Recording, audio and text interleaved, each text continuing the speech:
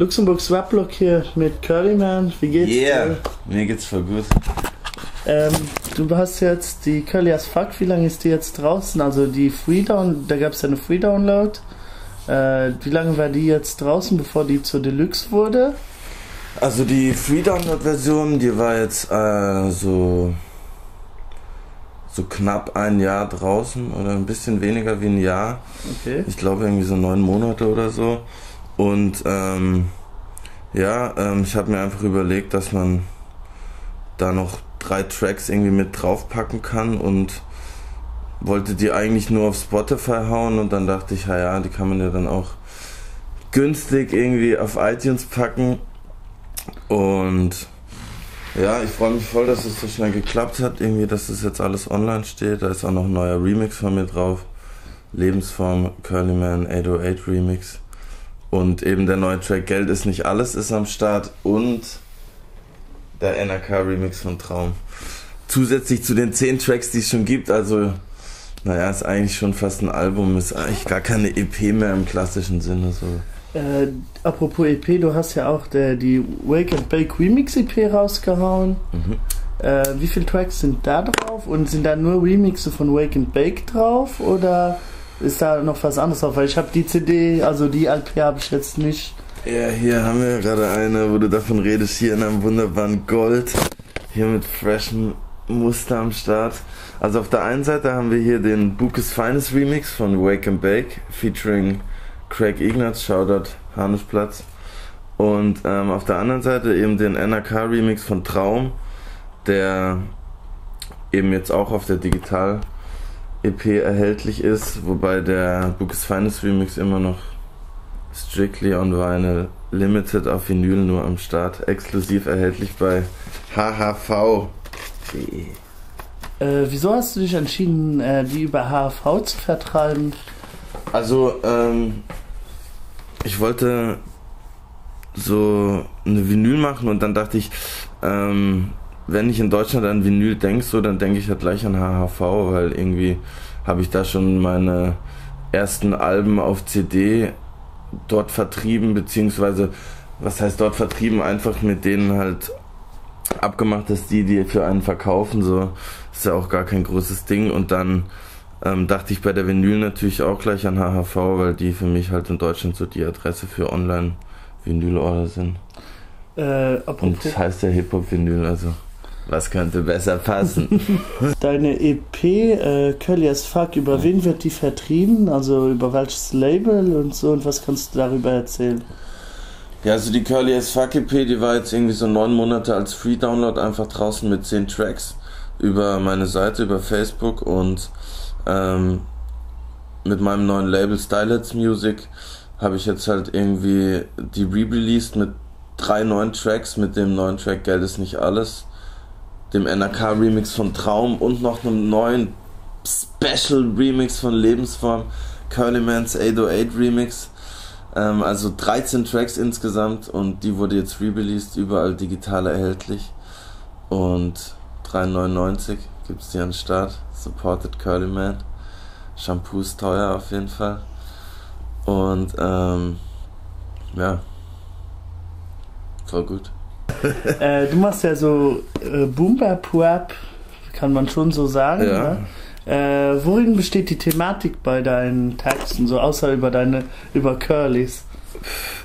Ja, also ich meine, ich habe gar keine so krass festgesetzte Thematik, dass ich jetzt nur über dies oder das rap so. Also auf jeden Fall geht es natürlich gegen Wack MCs, also immer ein Teil wird immer Battle Rap bleiben bei mir so, weil ich einfach aus dem Battle Rap komme. Aber auf dem Album wird es auf jeden Fall auch um ganz alltägliche Sachen, Probleme aus dem Leben eines Stoners, könnte man vielleicht sagen. Lasst euch überraschen so. Es wird auf jeden Fall geile Beats auf dem Album geben und freshen Shit. Ich habe schon mega viel gemacht, aber ich werde noch viel, viel mehr machen. Und nur das Beste vom Besten wird aufs Album kommen, auf jeden Fall. Du hast ja auch gesagt, dass du jetzt eher aus dem Battle Rap gekommen bist, dass das immer eine Thematik ist. Du hast ja auch, wenn ich mich jetzt nicht irre, mit Schote zusammen, den hast du gefeatured für sein VBT Splash. Der schläft da drüben im anderen Zimmer. Ah, okay. Meine Frage ist, wirst du auch jemals an so einem VBT oder JBB irgendwann teilnehmen oder bist du darüber jetzt, also ist das nicht so dein Ding?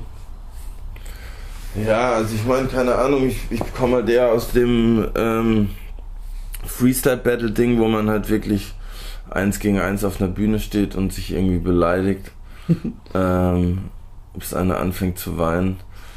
Und das feiere ich irgendwie und habe ich irgendwie auch früher immer geliebt, das zu tun, aber das jetzt auf so eine Videoebene zu bringen, kommt für mich eigentlich nicht wirklich in Frage. Ich fand es witzig, mit Schote das zu machen so und ihn da zu supporten, aber so generell sage ich ja auch in diesem Track so, ich mag dieses VBT nicht und genau aus dem Grund, weil es nicht mehr diese direkte Competition ist, sondern zu jedem Ding so ein Video drehen und so. Ich meine, ich schreibe lieber ein Album, ich schreibe lieber Tracks, als jetzt mich monatelang mit anderen MCs zu befassen.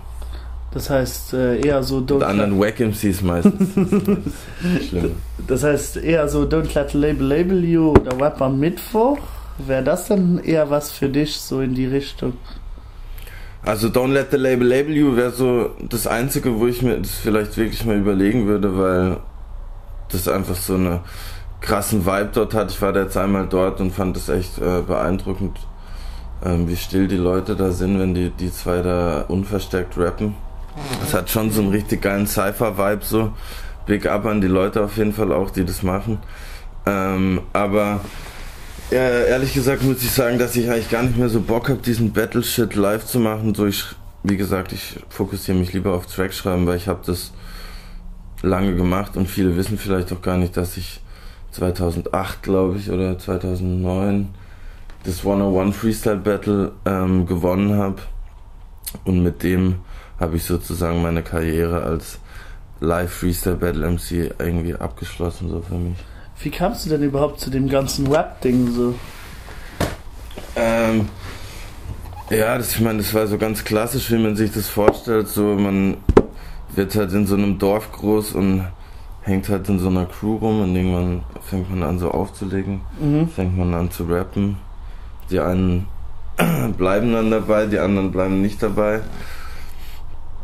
Ich bin dann dabei geblieben und habe dann mit verschiedenen anderen Rappern Crews gegründet und den ganz klassischen Weg so eingeschlagen, eigentlich so vom Wochenendticket, Jugendzentrum, Jam spielen, Freestyle Battles fahren, vor der Jam draußen eigentlich nur rappen, gar nicht auf diesen Gig gehen, so mäßig hat das angefangen. Und das war so das, wo ich das eigentlich jahrelang so betrieben habe und eigentlich bis jetzt so mache. Es hat sich eigentlich, wie gesagt, gar nicht viel verändert, außer dass jetzt meine Möglichkeiten besser sind und ich noch fresher bin als damals.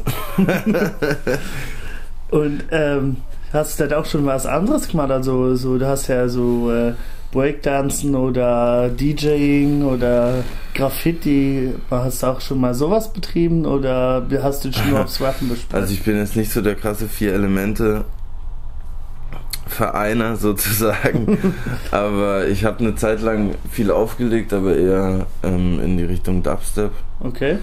Habe ich viel aufgelegt vor ein paar Jahren. Das habe ich aber auch aus dem Grund eingestellt, weil ich mich jetzt eben auf Rap fokussiere sozusagen, also weil ich einfach Bock habe, jetzt das Rap-Ding zu machen so. Und Curly Man am Start ist jetzt. Hast du denn, du hast jetzt vorhin noch von einem neuen Album gesprochen, das heißt, du bist ja jetzt am Aufnehmen von einem neuen Album. Ich bin noch nicht am Aufnehmen. Aber schon am Text? Ich bin am Schreiben gerade, am Beats picken, also ich habe schon mega viele Beats von krassen Leuten am Start auf jeden Fall und bin gerade am Schreiben. Genau. Das heißt, macht mega Bock. Also ich bin gerade gut dabei, so ich bin auf jeden Fall on fire. kannst du denn da schon irgendwie, hast du da schon eine Idee oder sowas verraten kannst von Feature-Gästen zum Beispiel oder so? Ja, also allzu viel kann ich noch nicht verraten. Ich weiß auch noch gar nicht, wann es rauskommt. Das wird auf jeden Fall noch eine Weile dauern. Es wird natürlich immer Sachen passieren so, aber es wird bestimmt noch eine Weile dauern, bis das ganze Paket fertig sein wird. Aber viel kann ich noch nicht verraten auf jeden Fall. Aber nee, ich kann echt noch nicht viel sagen, außer dass der Schote wird auf jeden Fall drauf sein. Das ist auf jeden Fall safe, aber mehr kann ich leider noch nicht sagen. Okay, dann und dass es dope wird auf jeden Fall. Dann bedanke ich mich fürs Interview. Ja, danke dir, Mann. Ihr findet die Sachen von Curlyman findet ihr unten in der Beschreibung, Facebook-Page, wo man deine 7-inch Wake and Bake. Yes. Nochmal. Damn. Dann noch deine Curly as Fuck auf iTunes. YouTube. Klick hier unten klicken. Ey, die kostet nur, glaube ich, 3,59 um den Drehen, ne? 3,99 glaube ich. Ist besser als bei verschiedenen kaufst eine Single für 3 13 Tracks, ja. Und was zahlst du? Was zahlst du 99 Cent für ein Lied oder so auf iTunes? Ja, ne? auf jeden Fall. Doper Scheiß, Curly as Fuck, checkt's aus.